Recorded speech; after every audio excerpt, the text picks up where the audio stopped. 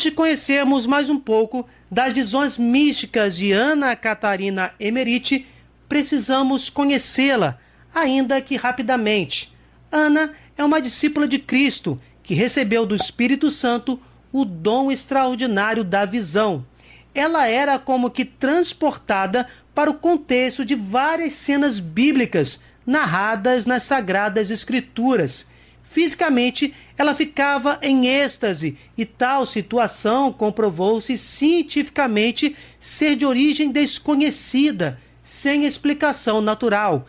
Misticamente, ela era inserida nos mais diversos acontecimentos bíblicos e podia contemplá-los com uma perspectiva plena de 360 graus, com uma riqueza de detalhes impressionante.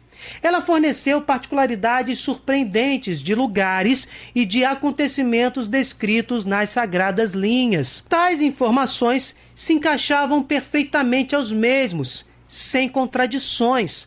Através de seus relatos, por exemplo, a arqueologia encontrou a casa de Maria em Éfeso. Jesus, na cruz, confiou sua mãe ao seu apóstolo João, pois Maria não tinha outros filhos que pudessem cuidar dela, o que confirma, inclusive, o dogma da virgindade perpétua de Nossa Senhora. Após a ascensão de Jesus, João Evangelista realmente levou Maria para Éfeso, para que ela pudesse passar seus últimos dias na terra. Mais informações sobre Ana e seu dom, vejam os vídeos produzidos por nós, links na descrição. Vamos agora conhecer mais um pouco destas incríveis visões místicas. Após a subida de Jesus aos céus, tivemos a consolidação da igreja no Pentecostes. O Espírito Santo foi derramado sobre os apóstolos e eles continuaram a missão de levar o evangelho para os 4 cantos do planeta. Além dos apóstolos, vários discípulos também levaram o evangelho para os 4 cantos do mundo. Segundo as visões extraordinárias de Emmerich, para onde foram os evangelistas Lucas e Marcos? São Marcos veio a Roma com o príncipe dos apóstolos, São Pedro. No seu evangelho, escreveu o que lhe ditou São Pedro. Quando irrompeu em Roma uma epidemia de peste, erigiu-se, por ordem de Marcos, uma via sacra. Cristãos e pagãos que rezavam, percorrendo esta via sacra, ficavam livres ou curados da peste. Muitos pagãos, vendo esse milagre, se converteram. De Roma se dirigiu São Marcos para o Egito, para pregar ali o evangelho. Diz Emmerich: viu primeiro em Alexandria. Não foi com muito gosto que partiu para lá. Na viagem, cortou tão desastrosamente o dedo da mão direita que o teria perdido se não fosse curado por uma aparição celeste, com a qual muito se assustou, como São Paulo. Em volta do dedo, lhe ficou toda a vida uma marca vermelha. Ao entrar em Alexandria, rasgou-se-lhe a sandália e deu-a a um sapateiro de nome Aniano para remendar. Este se feriu na mão durante o trabalho. Marcos, porém, curou-a com um unguento preparado de pó e saliva. Vendo-o, converteu-se Aniano e Marcos foi morar-lhe em casa. Aniano possuía uma casa vasta, muitos escravos, mulher e 10 filhos. Numa sala pertencente à casa e entregue a Marcos, se celebravam as primeiras reuniões dos convertidos. Os apóstolos não celebravam o santo sacrifício numa nova comunidade, antes desta ter sido bem instruída e confirmada. Seguiam já um rito certo na distribuição da Sagrada Comunhão durante o santo sacrifício. 3 dos 10 filhos de Aniano tornaram-se mais tarde sacerdotes. O pai foi sucessor de São Marcos. Temos aqui uma informação que a teologia também confirma. O Evangelho de Marcos foi praticamente ditado por São Pedro. Em outras palavras, temos um evangelho do primeiro Papa nas Sagradas Escrituras. O Evangelho de Marcos é quase uma reprodução das palavras do príncipe dos apóstolos. O apóstolo esteve também em Heliópole. Havia ali um oratório instituído quando morava ali a Sagrada Família. Desse oratório foi construída uma igreja e, ao lado, mais tarde, um pequeno convento. Os que Marcos ali batizou eram, na maior parte, judeus. São Marcos foi preso e lançado num cárcere em Alexandria e morreu estrangulado com uma corda. Quando estava no cárcere, vi Jesus aparecer-lhe, tendo na mão uma patena e dando-lhe um pequeno pão redondo. Vi também que o corpo do Marte foi levado mais tarde para Veneza. Como nos conta a piedosa Emerite, esteve São Lucas primeiro com São João em Éfeso, depois com Santo André. Na terra pátria, travou conhecimento com Paulo, a quem depois acompanhou nas viagens. Escreveu o Evangelho a conselho de Paulo e porque circulavam livros apócrifos da vida do Senhor. Escreveu 25 anos depois da ascensão de Jesus, redigindo na maior parte com as informações de testemunhos oculares, que procurava por toda parte. Já no tempo da ressurreição de Lázaro, o vi visitar os lugares onde o Senhor operava milagres, informar-se de tudo. Tinha também amizade com Barsabas. Foi-me também revelado que Marcos escreveu o Evangelho só com informações de testemunhas oculares e que nenhum dos evangelistas conhecia nem aproveitou na sua obra a dos outros. Também me foi dito que teriam inspirado menos fé se tivessem escrito tudo e que não escreveram os milagres, muitas vezes repetidos, por motivo da extensão do livro. Marcos se utilizou de testemunhas oculares para escrever o seu evangelho, registrando, como já vimos, aquilo que São Pedro lhe ditou.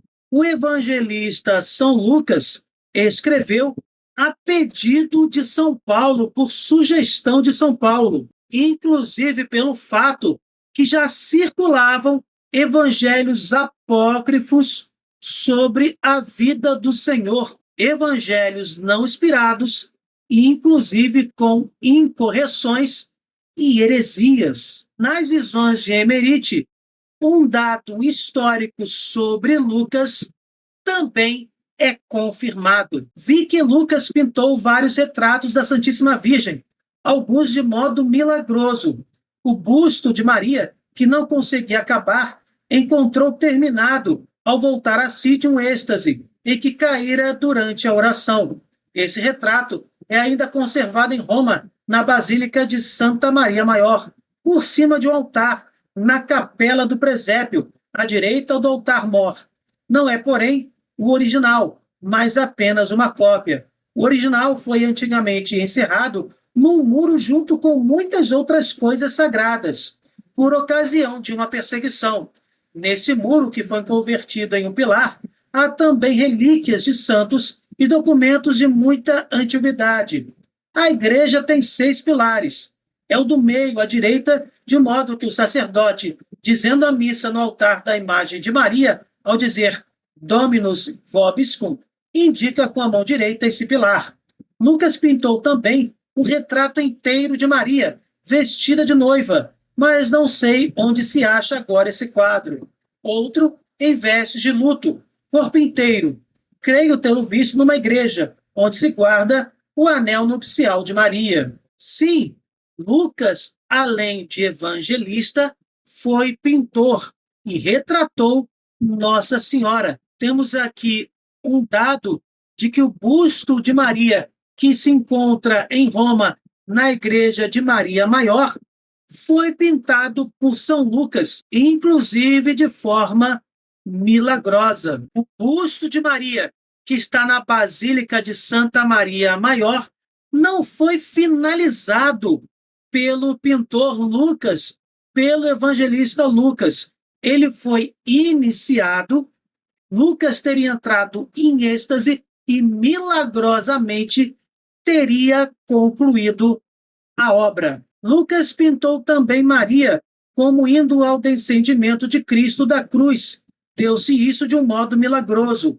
Depois que todos os apóstolos e discípulos tinham fugido, vi Maria ao crepúsculo a caminho do Calvário, creio que acompanhada de Maria, filha de Cleofas e Salomé. Vi que Lucas estava ao lado do caminho e, comovido diante daquela inconsolável dor, estendeu-lhe um lenço, com o desejo de que nele lhe ficasse impressa a imagem. Achou realmente o retrato no lenço, como uma sombra a passar, e conforme essa imagem, pintou o quadro, contendo duas figuras, ele com o lenço e Maria passando-lhe em frente. Não sei se Lucas estendeu o lenço só com o desejo de receber o retrato ou seguindo o costume de estender o lenço aos tristes, ou porque desejasse praticar para com Maria o ato de caridade que Verônica fizera para com Jesus. Sim, Lucas esteve ali no momento da morte de Jesus e estendeu o lenço para Maria, sua mãe, que chorava diante da morte de seu filho amado. Neste lenço, como vimos na visão, ficou impressa a imagem do rosto de Nossa Senhora. E com esta imagem impressa milagrosamente no pano, Lucas pintou um quadro de Maria. Creio ter visto esse quadro de São Lucas guardado por um povo estranho que vive entre a Síria e a Armênia. Não são verdadeiros cristãos. Creem em João Batista. Têm um batismo de penitência que recebem todas as vezes que se querem purificar dos pecados. Lucas pregava o evangelho nessa região, operando muitos milagres por meio desse quadro. Perseguiram-no e faltou pouco para o lapidarem. O quadro, porém, ficou lá. Lucas levou consigo 12 homens desse povo, os quais tinha convertido. Aquela tribo morava numa montanha, cerca de 12 horas de caminho a leste do Líbano. No tempo de São Lucas, contava apenas algumas centenas de almas. A igreja local era como uma gruta na montanha. Para entrar nela, era preciso descer. Olhando para cima, viam-se cúpulas, nas quais havia janelas, como se vê nas abóbadas das nossas igrejas. Tenho visto esse quadro de São Lucas naquela região, em tempos mais recentes. Não sei se foi em nosso tempo, mas é possível, pois no tempo de São Lucas tudo era muito simples, mas agora a igreja parecia maior. O povo parecia ter também muitas cerimônias diferentes. O sacerdote estava sentado diante do altar, debaixo de um arco, o quadro pendurado no alto da abóbada, e diante dele ardiam muitas lâmpadas. Já estava enegrecido, indistinto. Recebem muitas graças por meio do quadro e veneram-no, porque têm visto milagres feitos por ele. Lucas foi supliciado como bispo em Tebas, se não me engano. Viu amarrado com uma corda a uma árvore e morrer a golpes de dardos. Um desses lhes transpassou o peito e o corpo caiu-lhe para a frente. Então amarraram de novo, lançando-lhe depois mais dardos. De noite foi sepultado secretamente. Lucas morreu testemunhando a sua fé como bispo em Tebas, segundo informações não confirmadas pela própria Anne Emmerich. O tal quadro pintado a partir da impressão no lenço que o próprio Lucas ofereceu a Maria, esse quadro parece não ter sido encontrado e era milagroso. Em outras palavras, através da veneração deste quadro, Jesus Cristo realizava muitos milagres. E vocês, meus irmãos, o que acharam dessas visões místicas sobre São Marcos e São Lucas? Deixem nos comentários a opinião de vocês. São Marcos, rogai por nós. São Lucas, rogai por nós. Se vocês gostaram, deixem o seu like, compartilhem, cliquem no sininho, se inscrevam no canal. Fiquem com Deus, desculpem qualquer coisa e até o próximo vídeo.